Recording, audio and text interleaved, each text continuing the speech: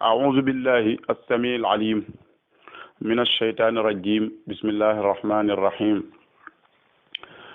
mbokku Sénégal ñu ngi leen di nuyu sénégalais yi fu ñu mën a nekk moo xam yi nekk ci biir réew mi ak bitim réew ngeen ànd ak seen mbokkum taalibe Imam Dramé tey nag ñu ñëwaat ak yéen ci seen rubrique xew-xewu jamono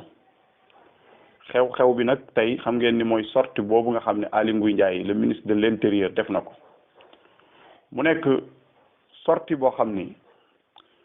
jàpp naa ni moment bi mu ñëwee maanaam réew mi ci boppam moo ko soxla fi mu ne contexte bi Aly Ngouille Ndiaye waxee jàpp naa ni réew mi soxla na ko parce que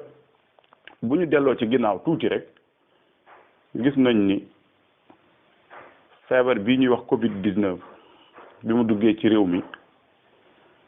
dafa am beneen xar kanam bu sénégalais yi yëpp wane moo xam opposition la wala société civile wala kilifa diine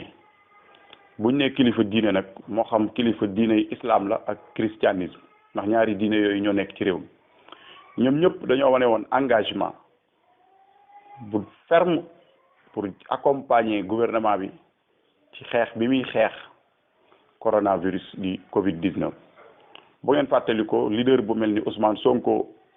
ku mel ni Idrissa Seck ak ñeneen ñoom ñëpp demoon nañ ca palais ba pour waxtaan ak président Macky Sall pour xeex xool nan la ñuy defee ay pexe ba feebar bi du tasaaroo ci réew mi xëy na kilifa diine yi woowuñu leen woon ni ci palais bi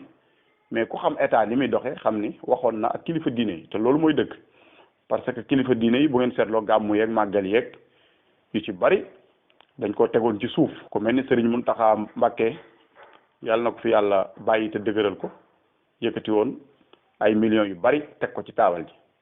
Serigne Babacar Sy Mansour ku ne gis na ni mu ci taxaw ci ba fu mu jëm day takk masque mu nekk loo xam ni ñëpp ko ci war a roy waaw ñëpp ñooñu dama leen a tudd mais su ma tuddee ñooñu mën nañoo yóbbaale ñeneen ñi géew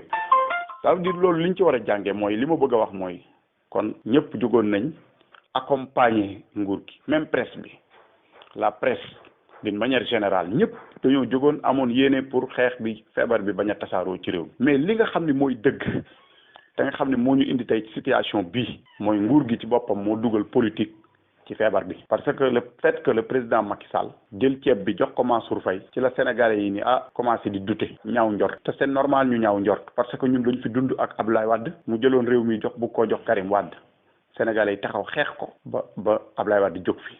kon buñ nekkee ci crise bu toll nii nga jël ceeb bi jox ko sa goro ñun ñi am fulla dañuy taxaw lànk lii moo indi échec bi nga xam ni gouvernement bi échec na ko ci plan A bi loolu lii dafa baax nit ñi wax ko li échecal mbir mi yëpp mooy ceeb bi ñu jox Mansour Faye man loolu laa gëm te loolu moo boo defoon sondage nga laaj sénégalais yi président loolu lañ lay wax kon plan A bi ñun dañoo gis ni dafa échec parce que li ci nekk ñun ñëpp xam nañ ko jarul ñu koy détaillé li fi jaar xam nañ ko parce que échec ni ñu koy jugé mooy feebar bi dellu na ginnaaw wala delluwul ginnaaw ñu gis ni delluwul ginnaaw ñu reconnaître ni dañoo échec ñu jéem a wutiwaat solution moo tax ma ni sortie bi Aly Ngouille Ndiaye def man plan B laa koy tuddee plan B boo xam ne nag ñëpp a war a am ñëpp ñoo am responsabilité ci taxaw jàppale nguur gi parce que ñun amuñu benn intérêt pour feebar bi des ci réew mi amalul intérêt population yi amalu ko nguur gi ci boppam parce que képp ku fi ab sénégalais te bëgg réew mi ci contexte bii tey sa responsabilité mooy nga accompagner nguur gi ci ñu fexe ba feebar bi jóg ci réew mi man Aly Ngouille Ndiaye déglu naa ko te li mu jël comme ay mesures jàpp naa ni ay mesures yu baax la parce que man damaa bëgg a bokk ci ñi nga xam ne su ma gisee lu baax ma ni lii de baax na su ma gisee safaan bu asamaan si doon daanu dinaa ni lii safaan la parce que ñun duñ ay politique ñun ay nitu diine lañ ñun réew mi rek moo ñu ñor leneen ñoruñu nan la ñuy fexe ba réew mi du dugg ci guuta te parce que loolu rek la ñu doon ci mag ñi ngeen di dégg ñu naan mag ñi nekkee wuñ fi woon lu dul def alerte mag ñi ki ci mujj mooy Cheikh El Hadji Abdou Aziz Dabakh dundam yëpp ci alerte la ko def te doomu Seydi Hadji Malick la kon benn nitu diine encore une fois amul droit di toog di xaar ku ko woo. parce que maa ngi dégg ay discours politiciens ñu jóge ci opposition bi ñu ngi fo ci xelu nit ñi naan kilifa diine yi dañ leen war a impliqué loolu ay tappale la kilifa diine warul xaar ku ko impliqué ci mbas mu mel nii di rey ay nit kilifa diine moo war a impliqué boppam mbokk yi parce que réew mi kenn ëppale wu la fi réew mi kenn amu fi loo amul bu dee responsabilité bi nga fi yor kenn yoru ko fi fii waxuma la xalifa général mais ay muxaddam rek ak i ay cheikh wala ab imam responsabilité bi mu am bu dee imam responsabilité bi mu am ci diine kenn amu ko waaw kon benn imam warul xaar ku ko impliqué lan lañ tuddee impliqué mooy dem ci palais bi man d'accord ma ci loolu impliqué mooy nga ne xam sa bopp xam ne réew mi moo la tax a jóg boo gisee lu baax nga d'accord ci accepté ko ba pare sensibiliser ci nit ñi maa ngi dégg ay nit nag ñu ngi commencé di def ay amalgame te amalgame contexte bii ñu nekk laaju ko presse bi ñun début bi dañoo gisoon ne presse bi ñëpp dañoo taxawoon di xeex pour xeex feebar bi jóg ci réew mi continuer leen ci voie boobu xam nga li Macky Sall wax man li ma ci dégg laay wax te su ma ci déggoon leneen wax ko nee na nañu bàyyi li ñuy def tuddee stigmatisation bi ñuy def nit ñi te loolu effectivement loolu ñëpp a ci war a ànd parce que réew mi ku ne xam ne ni dafa am réalité bu fi am boo fi jëlee sëriñub jàmbur singali ko naan dafa amee feebar coronavirus ay taalibeem taxaw riposte ni duñ takk masque réew mi moo ci lor loolu la Macky Sall wax te man loolu ànd naa ci loolu la Macky Sall wax man Macky Sall musuma ko défendre te bëgguma koo défendre parce que politique am convaincre ma damay wax li ma gëm mais lii mu wax ni d'accord naa ci nañ bàyyi stigmatisation bi ñuy def nit ñi parce que presse bi tamit li ma wax rek laay wax fii ku yaakaar ni yaa gën a yeewu nit ñi da ngay nax sa bopp li ngeen nekkoon daal xam nga mooy sensibiliser nit ñi continuer leen ci te loolu ci ngeen war a nekk imaam yi nañu taxaw kilifa diine yi taxaw médecins yi ñu doyloo leen parce que mbokk yi nañ bàyyi caaxaan médecins yi fi nekk ay jullit lañ comme ñun ay chrétien ci nekk ñu gëm yàlla comme ñun liñ ñuy wax dañ ko war a gëm médecins yi nee nañ feebar bi mu ngi installé ci réew mi nañ takk masque yi loolu c'est le minimum léegi nag mu des réew dafa am lu ñuy tuddee république te mbokk yi moment yi la ñuy xam réew mi am na république wala amu ko man bokkuma ci ñi encourager violence man ku ma xam-xam ni sama discours dama bëgg muy équilibré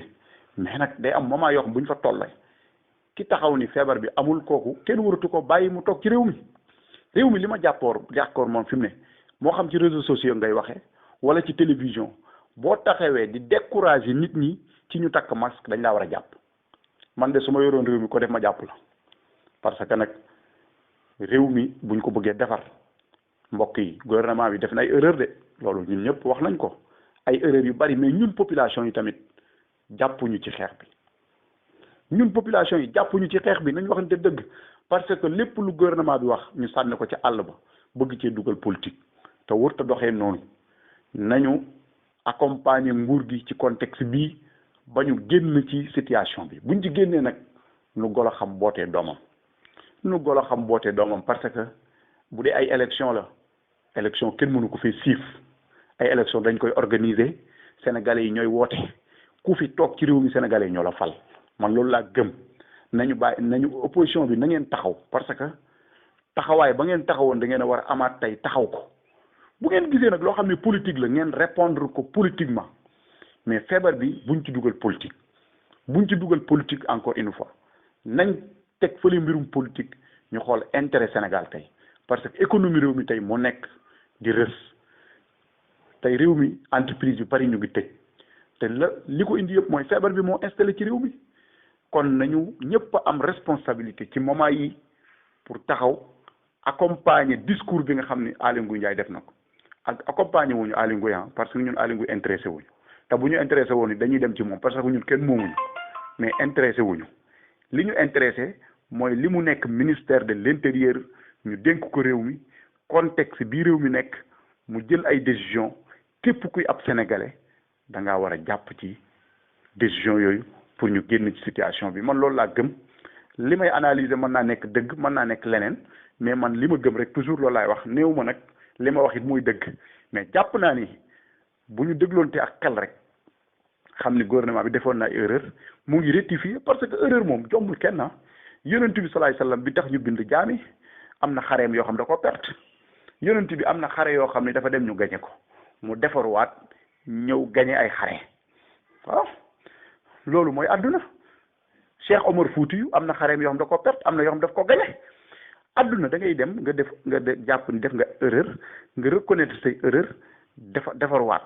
waaw li ñu naan reculer pour mieux sauter loolu la gouvernement bi def te loolu ñun ñëpp war nañ koo accompagner te ñu bàyyi discours politicien bi parce que c'est pas le moment